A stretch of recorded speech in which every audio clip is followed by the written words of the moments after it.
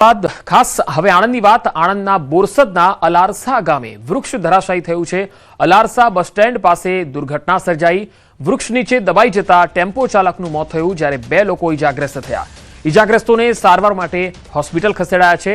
રિક્ષા, tempo અને ફ્રૂટની લારીને ભારે નુકસાન થયું।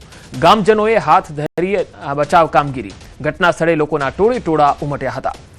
વૃક્ષ નીચે દબાઈ જતા ટેમ્પો ચાલકનું મોત થયું। બોરસદના અલારસા ગામનો આ બનાવ છે, જ્યાં એક વૃક્ષ ધરાશાયી થયું। બસ સ્ટેન્ડ પાસેનો આ બનાવ છે। વિશાળ વૃક્ષ ધરાશાયી થતા એક વ્યક્તિનું મોત થયું।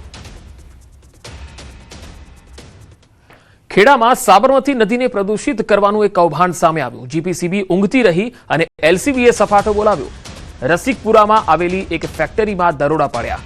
અહીંયા કેમિકલવાળું ગંદુ પાણી નદીમાં છોડાતું હોવાનો ખુલાસો થયો। આ ગંદુ પાણી પાઇપલાઇન મારફતે નદીમાં છોડાતો હોવાનો પર્દાફાશ થયો। એલસીબીની કાર્યવાહી બાદ જીપીસીબી અધિકારીઓ પહોંચ્યા। પર્યાવરણને નુકસાન પહોંચાડવાના મામલે ગુનો દાખલ કર્યો। ફેક્ટરી માલિક શકીલ હુસૈન ચૌહાણની શોધખોળ ચાલી રહી છે।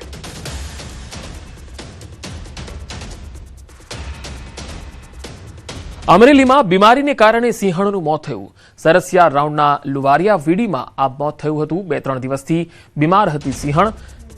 આ સિંહણના મોતને લઈ ધારી ગીર પૂર્વના ડીસીએફ, એસીએફ કક્ષાના અધિકારીઓએ ભેદી મૌન પણ સેવ્યું છે।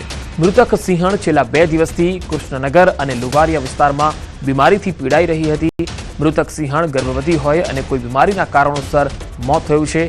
ગાંધીનગર પીસીસીએફ જયપાલસિંહ રાઠોડે જણાવ્યું છે કે સિંહણ પ્રેગ્નન્સીમાં બચ્ચા અંદર જ મોત થતા તેના કારણે સિંહણનું પણ મોત થયું છે।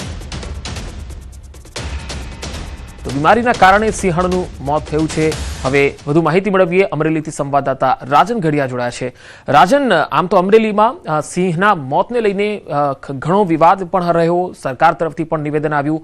હવે વધુ એક સિંહણનું મોત થયું છે, આ અંગે વન અધિકારીઓ શું કહે છે? પંકજ, આમ જોવા જઈએ તો સિંહોના કમોત થવાનો સિલસિલો હજુ યથાવત છે। છેલ્લા કેટલાક દિવસોમાં 10 થી વધુ સિંહોના ભેદી બીમારીના કારણે મોત થયા હોવાના સમાચારો સતત આવી રહ્યા છે। આજે વધુ એક સિંહણનું મોત થયું છે, પરંતુ સૌથી દુઃખદ બાબત એ છે કે આ સિંહણ છે ગર્ભવતી હતી। તેના ગર્ભમાં 2 બચ્ચા હતા અને આ સિંહણનું મોત થયું છે, એટલે એકંદરે કહી શકાય કે 3 સિંહોના મોત થયા છે। આ જે ઘટના બની છે એ લુવારિયા અને કૃષ્ણગઢ વચ્ચે ઘટના બની છે।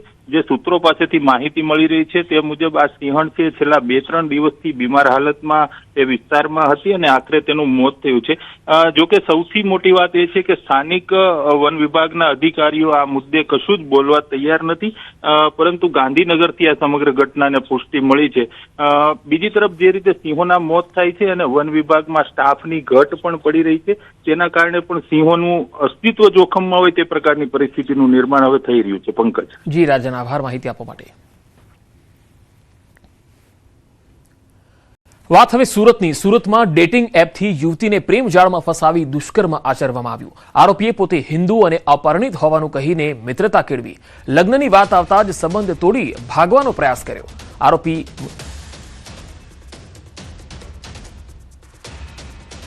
અને હાલ એક બીજા મહત્વપૂર્ણ ખબર આવી રહી છે, તેના પર નજર કરીએ તો રેસિડેન્શિયલ કોમર્શિયલ પ્રોજેક્ટ જે છે એ હવે મોંઘા થશે। અમદાવાદમાં ઘર ખરીદવું મોંઘું થશે।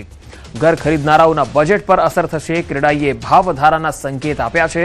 અમદાવાદમાં હવે ઘર ખરીદવું મોંઘું થશે। પ્રોપર્ટીના ભાવમાં તોતિંગ વધારો ઝીંકવામાં આવશે। હવે ક્રેડાઈએ ભાવ વધારાના સંકેત આપ્યા છે। પ્રોપર્ટીના ભાવમાં તોતિંગ વધારો થશે। રેસિડેન્શિયલ અને કોમર્શિયલ પ્રોજેક્ટ મોંઘા થશે। સતત વધતા બાંધકામ ખર્ચને કારણે બિલ્ડર્સમાં ચિંતા વધી હતી। બિલ્ડર્સ એસોસિએશનની સરકારને ચીમકી, જો રાહત નહીં મળે તો પ્રોપર્ટીના ભાવમાં વધારો ઝીંકાશે। નવા અને ચાલુ પ્રોજેક્ટના ભાવ વધતા ગ્રાહકોના બજેટ પર અસર પડશે।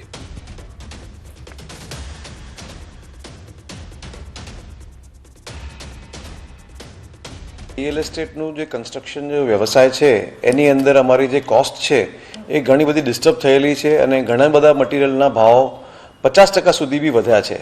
તો આનું એવરેજ કોસ્ટ કરીને અને કેટલો ભાવ વધારો એકચ્યુઅલ અમને કરવું પડશે એનું કેલ્ક્યુલેશન ચાલુ છે। પણ એક વસ્તુ ચોક્કસ છે કે 1 જુલાઈથી 100% ભાવ બધાએ વધારવો પડશે જ। 1 જુલાઈની અમે લોકો ડેટ ડિક્લેર કરેલી છે। એ ડેટ પ્રમાણે અમે લોકો કેલ્ક્યુલેશન કરીને અને નેક્સ્ટ સ્ટેપ જે લેવો હશે એ અમે લોકો લઈશું।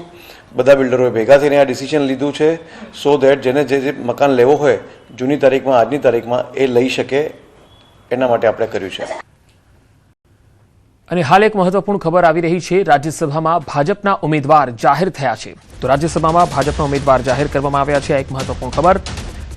ભાજપના ઉમેદવાર જાહેર કરવામાં આવ્યા છે. સંવાદદાતા ગૌતમ શ્રીમાળી મારી સાથે જોડાયા છે. ગૌતમ, ઉમેદવાર જાહેર થયા છે, શું વધુ અપડેટ? જી બિલકુલ, 10 રાજ્યોની અંદર 24 રાજ્યસભાની બેઠકોની જે ચૂંટણી યોજાવાની હતી તે અંતર્ગત ગુજરાતમાં પણ 4 જેટલી બેઠકોની જે રાજ્યસભાની ચૂંટણી જે છે તે યોજાવાની છે, એટલે કે ટર્મ પૂર્ણ થઈ રહી છે અને આ ચારેય બેઠકો પર ભારતીય જનતા પાર્ટીની સ્પષ્ટ વિજેતા જે છે તે બની શકે તે પ્રકારના એંધાણ અત્યારે હાલ તો જોવા મળી રહ્યા છે. કારણ કે જે પ્રકારે સંખ્યાબળ જોતા 4 બેઠકો ભારતીય જનતા પાર્ટી હાંસલ કરે તે પ્રકારના જે શક્યતા પૂર્ણ સેવામાં આવી રહી છે અને ભારતીય જનતા પાર્ટીએ 4 ઉમેદવારોના નામ જે છે તે જાહેર કરી દીધા છે. જે અંતર્ગતની વાત કરીએ તો રાજુ શુક્લાનું નામ જે છે તે જાહેરાત કરવામાં આવી છે અને તેમને રાજ્યસભાના ઉમેદવાર બનાવવા માટે થઈને ભારતીય જનતા પાર્ટીએ મોહર મારી છે. ત્યારે મુકેશભાઈ રાઠવા જે દક્ષિણ ગુજરાતમાંથી તેમને પણ તક આપી છે અને તેમને પણ તેમનું નામ જે છે તે પણ જાહેર કરવામાં આવ્યું છે. એટલે કે મુકેશ રાઠવા એટલે કે ભારતીય જનતા પાર્ટીએ અગાઉ રમીલાબેન બારા જે એસટી સમુદાયમાંથી આવતા હતા અને તેમના સ્થાને એસટી ઉમેદવાર તરીકે ફરી એકવાર